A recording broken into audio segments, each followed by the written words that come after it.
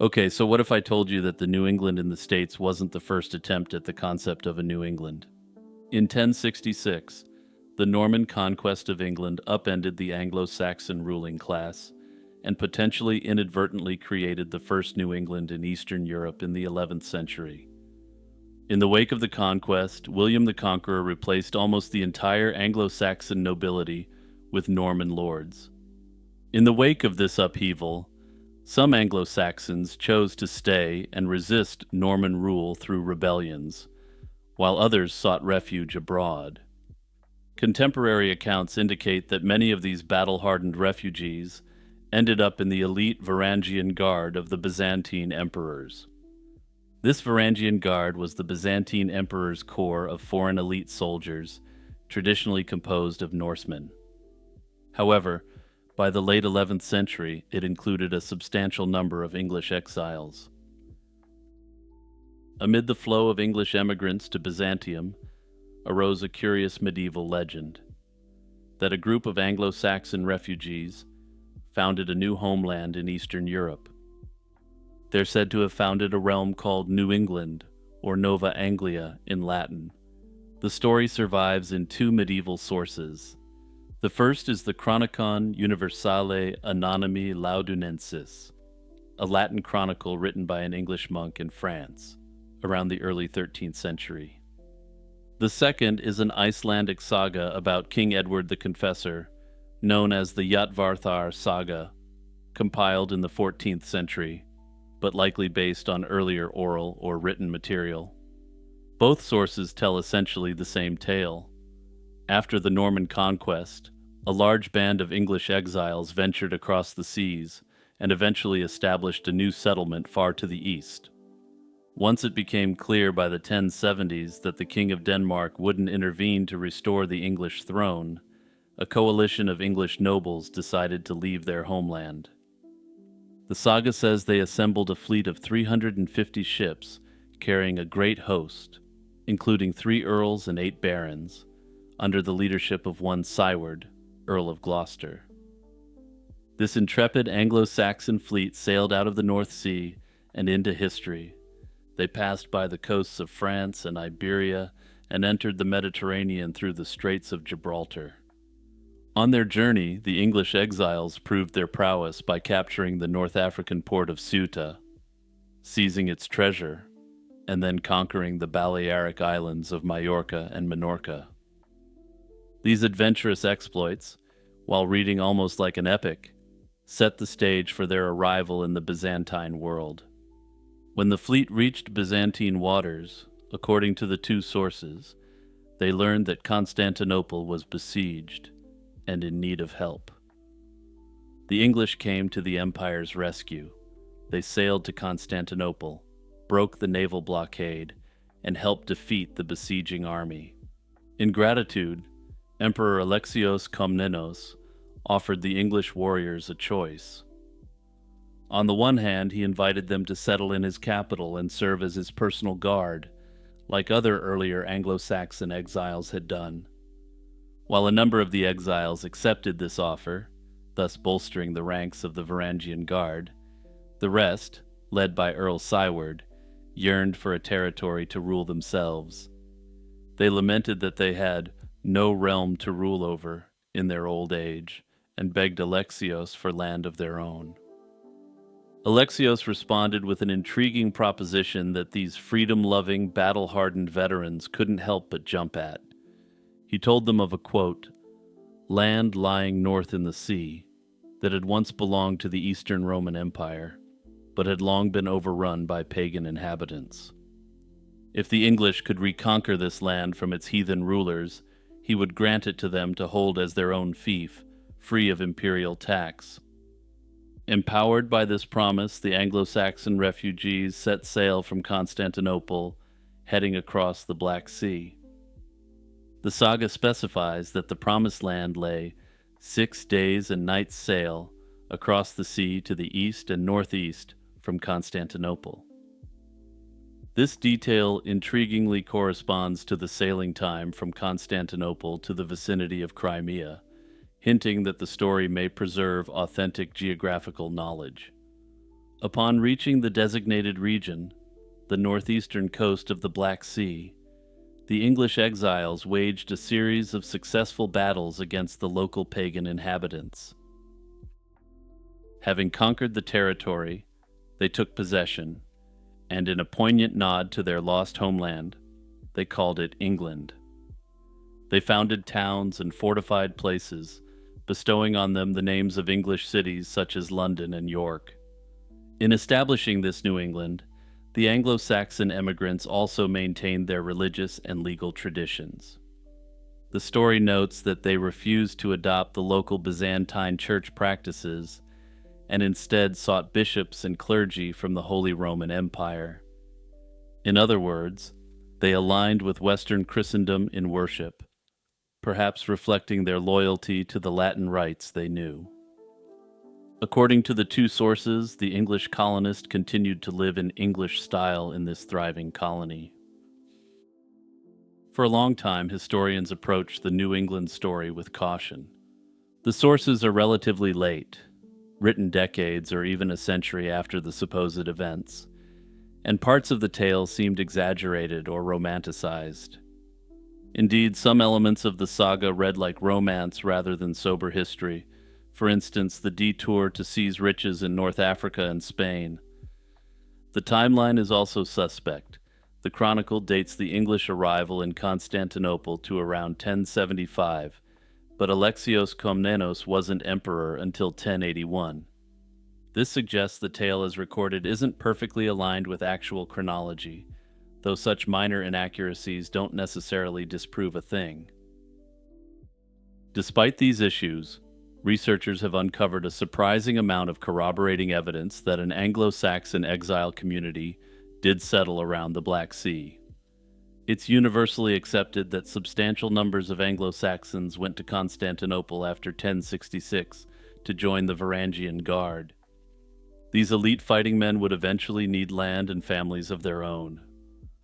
By the late 11th and 12th centuries, Byzantine records and Western observers alike note the prominence of English guardsmen in Constantinople. For example, the Varangian Guard, defending the city in 1204 during the Fourth Crusade, included many Englishmen who had resided in the city for generations. This broader context makes the idea of an English military colony abroad plausible. The specific location of New England, described in the legend, somewhere around the Crimean Peninsula and Sea of Azov, is also interesting. Importantly, it matches areas where the Byzantine Empire was indeed active in the late 11th century, and where they were attempting to reassert authority. If a contingent of loyal Anglo-Saxon troops was available, settling them as frontier guardians in a recently recaptured land would make strategic sense. Intriguingly, medieval maps and portolan charts provide tantalizing clues.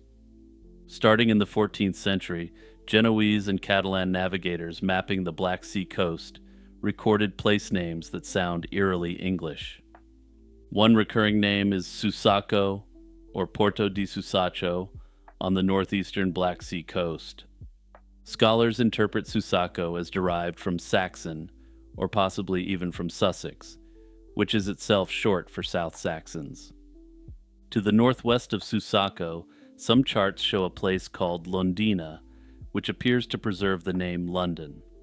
These names strongly recall the legend's claim that the exiles named their settlements after English towns. The fact that Londina is often noted next to a river on those maps fits the pattern of English place names transferring to local geography. It's hard to imagine such specific English names cropping up in Crimea by pure coincidence. They strongly suggest an English presence lingered in that region. Beyond place names, there are reports of an English population around the Black Sea in medieval times. Perhaps the most striking account comes from the mid-13th century, when the Mongol Empire was expanding westward. In 1247, Pope Innocent IV sent Franciscan envoys on an arduous journey to the Great Khan. These friars, traveling through the Black Sea steppe, recorded encountering a people they called the Saxi, Latin for Saxons, living in fortified cities in the Crimean region. Importantly, the envoys note that these Saxi were Christians, though it appears they may have strayed from their traditional Roman Catholic creed by that time. The description aligns with what we might expect of descendants of Anglo-Saxon Christians transplanted to a predominantly non-Christian region. The friars even learned that the Mongols had attempted to besiege one of the Saxi cities, and that they were able to rebuff them. These remarkable reports suggests that a community of people identified as Saxons was not only present, but militarily formidable in Crimea as late as the mid-13th century. To put this in context, this is almost 200 years after the Norman conquest. Given such evidence, many historians have embraced the essential historicity of the New England colony in recent years. While they note that while the medieval narratives may embellish details, the core idea of an Anglo-Saxon community in the Black Sea region aligns with existing evidence. Ultimately, the fate of this community remains very much an open historical question, especially now that the historicity of the community has been largely established. The most common theory is that they may have eventually assimilated into the Crimean Gothic community, a remnant of the Germanic Goths who lived in the region. Others have speculated that they were either wiped out or assimilated by the Golden Horde, or perhaps the Crimean Tatars. Hey everyone, it's Jimmy here, just reminding you to check out my other channel, Lazy Chill Zone, for contemporary mysteries. Also, be sure to take a moment to like, subscribe, and share this video with the history fans in your life. Gilles de Rais was born around 1404 into one of Brittany's wealthiest noble families.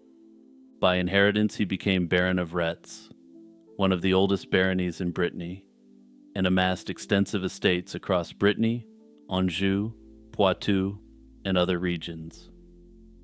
This had the effect of making him one of the most important lords in western France. As a young man, he gained renown during the 100 Years' War, fighting alongside Joan of Arc in major battles.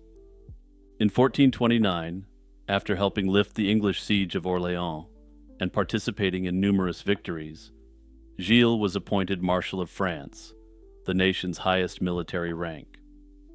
His courage and battlefield prowess earned him great prestige, and he sat among King Charles VII's circle of trusted commanders. Off the battlefield, Gilles de Rais was extravagantly wealthy and lived as a grand seigneur. He maintained a large retinue of soldiers and servants, spent lavishly on art, music, and religious works, and even staged an enormous theatrical spectacle in Orléans to celebrate the war victories. His estates were among the richest in France, but his spending was so reckless that he began to deplete his fortune. He sold off portions of his family lands to fund his lifestyle, angering his surviving relatives and causing rifts within his family. Despite these troubles, de Rais remained a respected noble in the early 1430s. He also grew pious, at least outwardly, founding a private chapel called the Chapel of the Holy Innocents in 1433, notably staffed with a choir of youngsters he handpicked himself. This later detail would seem chilling in light of the accusations to come. By 1435, Gilles de Rais had withdrawn from royal service and returned permanently to his lands, ostensibly to focus on his own interests. Unbeknownst to the world at large, horrifying rumors had started to swirl among the peasantry in the countryside.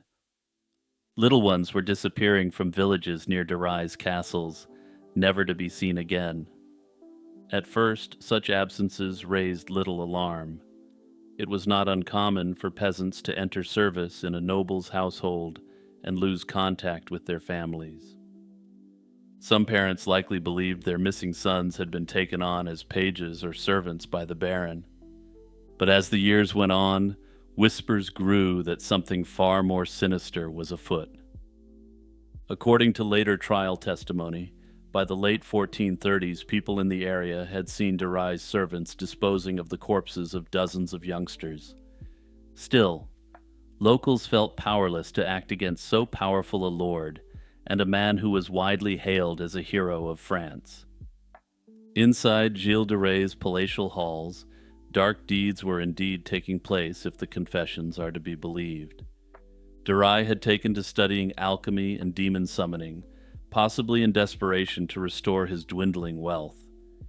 He hired an Italian sorcerer, Francesco Prelati, who promised to help him conjure a demon named Baron that could produce gold. The rituals quickly grew grotesque, and at one attempted summoning, Prelati later testified, the demon demanded an offering of body parts, which de Rye happily provided. By his own confession, Gilles de Rye began his disturbed activities sometime in 1432 or 1433, initially for these occult reasons. For the next several years, he and a small circle of trusted servants indulged in a spree of abductions and slayings. The victims were typically local peasant boys, though he sometimes captured local girls as well. They were lured to his castles with promises of food or work, yet when they arrived, these innocents met nightmarish fates. Later estimates of the number of victims vary widely. Gilles de Rais's indictment claimed as many as 140 had been cruelly ended at his hands. Notably, the shocking unraveling of Gilles de Rais's secret life began with a seemingly unrelated incident. In May 1440, de Rye became embroiled in a dispute over one of his castles. The conflict turned violent when Gilles, defying the Duke of Brittany's officers, stormed into a local church and kidnapped a clergyman during Mass. Enraged by this act of sacrilege and rebellion, the Bishop of Nantes launched an investigation into the Baron's conduct. It was then, as the church authorities quietly gathered information, that all the darkest rumors about missing children finally came pouring out. Shocked and alarmed, the Duke of Brittany now acted against a man who had once been his trusted vassal. Notably, and something that generally gets lost in modern tellings of this tale, is that the Duke had essentially lost face in a big way. To have a direct vassal of his commit such disgusting acts right under his nose, in essence, stained his reputation as well. In September 1440, ducal troops arrested Gilles de Rye and several of his accomplices. The celebrated war hero was about to face justice for some of the most ghastly crimes in history. Gilles de Rye was put on trial in the city of Nantes in the fall of 1440. Unusually for the time, he faced a dual proceeding, one trial before the ecclesiastical court of the church, and another before a secular court under the Duke of Brittany's authority. The catalogue of charges was grim, but in general they revolved around both the accused slayings and the occult activities. The trial records became so graphic that the judges ordered the worst parts stricken from the official transcript. The surviving records of what occurred is so disgusting and disturbing that I can't even hint at what he was accused of on this platform. At first, Gilles de Rye responded to the proceedings with defiance and denial. He even challenged the court's jurisdiction angrily until a threat of excommunication brought him to heel. Ultimately, on October 21st, 1440, faced with the weight of evidence and the prospect of torture, Gilles de Rye broke down and confessed in open court. Notably, it was the threat of torture that made him confess, not the actual torture itself. He admitted to the judges that he had committed the atrocities as charged, all in the pursuit of occult-based wealth and his own sick hedonism. This shocking confession, combined with the already overwhelming testimony, made the verdict a foregone conclusion. The planned torture of the accused was canceled since he confessed voluntarily, albeit under threat. Within days, the courts pronounced their judgments. On October 25th, the secular court condemned Gilles de Rye to death. In what was perhaps an even more significant move, the church court likewise declared him guilty of slaying 150 innocent young souls and excommunicated him. Two of Gilles's closest aides were also sentenced to die for their part in the affairs. The trial had moved with remarkable swiftness considering the high stature of the accused. It lasted only about a month from start to finish.